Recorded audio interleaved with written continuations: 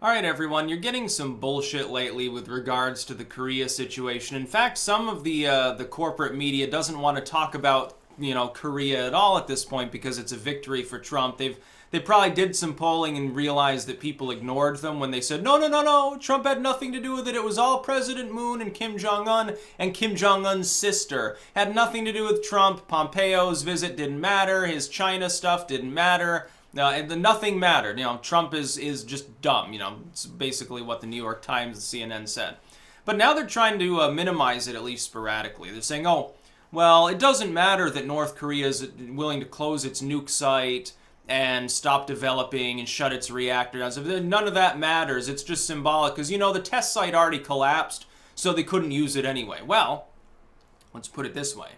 Considering the fact that many, many years ago, with even more primitive technology and less of an economy than they have today, they were able to drill in a test site, don't you think they could just make a new one?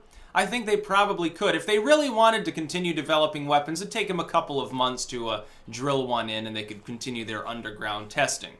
But it looks like they're not willing to do that. Now, yes, part of that is, well, they've got the bomb. And I mean the semi-modern H-bomb, not the primitive atomic weapons they had before that were apparently hit or miss. Several of them fizzled out, didn't appear to work. That is definitely part of it, but part of it is Trump has gotten China on board. And this is one thing I haven't seen mentioned in almost any write-up with regards to the situation. The switch of China from a few years ago being more or less an ally of North Korea to being an interested party that has repeatedly condemned them and their tests and agreed to sanctions and actually gone through with sanctions and embargoes and not, smuggled shit to North Korea on the side. The fact that China has been on board is what's really brought the pressure to North Korea. China is the linchpin of that region. No, nobody does business there except China wills it to happen. That includes the United States. The U.S. has the ability to operate on an even keel with China. We can sail our ships through the Spratlys, and we can negotiate with all of these countries, and China's not going to do shit. They're not going to invade Taiwan unless we were to say, hey, why don't you retake Taiwan tomorrow? None of those things will happen, but you still need China on board if you want to run a successful sanction on a country. Because otherwise China might say, no, we don't agree to the sanction. We're going to keep trading with them. Screw you. Their economy is big enough to prop up a country the size of North Korea. Quite easily. It doesn't take that much effort. Trump knows how China works. He's done business there. Unlike Obama, who went over there and got the cold shoulder on multiple occasions. He went over there and he said, hey, Jinping, we got a North Korean problem. It's going to become your diplomatic nightmare. You should work with us on this.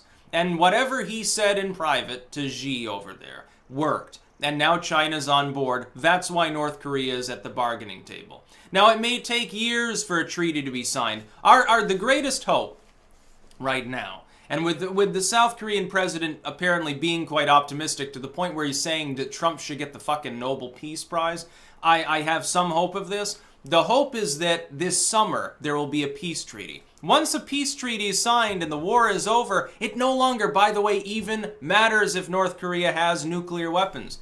Hell, eventually they're going to reunify with the South and it'll just be Korea anyway. Nobody's going to be afraid of them having nuclear weapons. They probably will, denuclearize the peninsula at that point. They'll no longer be an invasion risk. Kim comes out and says to Trump, well, the U.S. needs to guarantee they're not going to invade if they want us to, get rid of the nukes or something. When did Trump claim he wanted to invade? Now, that would be a terrible idea. I don't think it's going to happen. Thankfully, at this point, the peninsula is becoming a little bit more safe. We've got, for the first time, South Korea's president crosses into North Korea, technically across their little peace line there. Kim Jong-un steps into South Korea. They get all chummy, they plant a tree in the peace village, and it's all very wonderful. Now, that is symbolic, but it also is a sign of respect. It's a sign you've got to understand a little bit about the difference of East Asian cultures in general from Western Europe and their diaspora. There's a huge difference in the way that things are conducted. It isn't like, this is why Obama did very well in negotiating with Merkel or Hollande. He never did well with Putin. He never did well with Jinping. He never did well with Kim Jong-un. He never did well with, he hated Duterte. All of these people respect Trump because he understands the kind of leadership strategies employed in those cultures. Trust me, you don't want to be a weak-wristed wine-sop Hollande-style individual and try to run the Philippines. Not going to work for you. You'll get killed. In Thailand, there will be a coup if you're running Thailand and you act like that. It would be a sign of disrespect of your own culture in order to act that way. It would be ridiculous. It would be like, can you imagine if a Western European leader acted like Vladimir Putin? Now, it'd be sanctioned. It'd be basically frozen out by all the other Western European countries. It's a different part of the world. We've got to get over this concept that the world is so globalized that everyone is exactly the same culturally. No, thank goodness they aren't. There are differences between people, and those are wonderful things. Trump actually comprehends this. Obama thought everyone's supposed to act like me. A shake of the hand and exchanging pleasantries, and you're supposed to be able to strike a deal. No hardline, no. I'm not going to go into any country and just issue demands and then, just sort of walk away and let him stew. That's what Trump will do. I made a video on that topic, why Trump has succeeded in Asia where Obama failed. It's the same reason, by the way, that Trump has difficulty in Western Europe. Yeah, he appears to have relatively less experience with that kind of negotiation. He's more of a cutthroat in the boardroom sort of person, not a shake hands and tipple back the wine. He doesn't even drink wine, so it'd be a little bit of a problem. I'm surprised he gets along with Macron. He certainly wouldn't have gotten along with Hollande. It would have towered over the little shrimplet. It's very, very funny.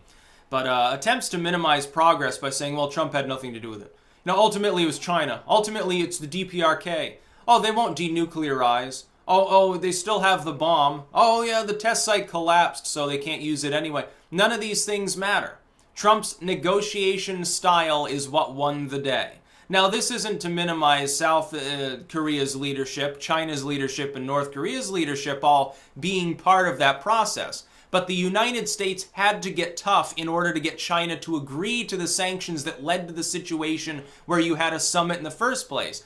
Otherwise, it would have been the status quo. North Korea and South Korea wouldn't be talking. The U.S. would issue occasional vague threats to North Korea. North Korea would fire off missiles once in a while, and it would just continue forever. And China wouldn't care because it wouldn't be a diplomatic crisis above and beyond what it had been for 20 years. It wouldn't be. It'd be exactly the same. It'd be the same Clinton through Obama era stuff. It got worse in the last couple years of Obama because Obama let Asia slip through his fingers despite supposedly having some sort of grand, wonderful strategy for the entire region. Well, it failed, and the TPP was supposed to be the economic end of that. That fell through because people realized, oh, this isn't about free trade. It's about corporations suing sovereign nations and individuals and small family farms and shit like that. Obama was a turd when it came to Asian relations. He doesn't know anything. He doesn't know anything about Asia. He's more xenophobic than Trump, trust me, when it comes to those cultures. So it's funny to see finally a president that, fucking understands, oh, not everything is exactly like the US and the UK and the world. There are other groups of people. They do business different. Bush understood this more. Bush understood this better than Obama. Think about that for a moment. So I'm glad that Trump appears to have been successful. Now, we still have to wait for a treaty to be signed. And until the ink is put to the paper, talking about it doesn't ultimately mean anything. But getting to the point where it's even suggested, Kim Jong-un never suggested before, oh yeah, maybe we can end the war, we'll sign a peace treaty, we'll even get rid of the H-bomb. We'll reunite Korea, all these wonderful things. Have you heard that from him before? And no, the exact opposite. You heard, hey, I'm going to burn Japan into a pile of ashes. We're going to reunify Korea on our terms. We're going to kill everyone in South Korea. If China gets involved, Beijing will be a lake of fire. If Russia gets involved, we'll nuke Moscow. And if DC gets involved, or if they don't, Hawaii and Guam won't exist anymore along with California.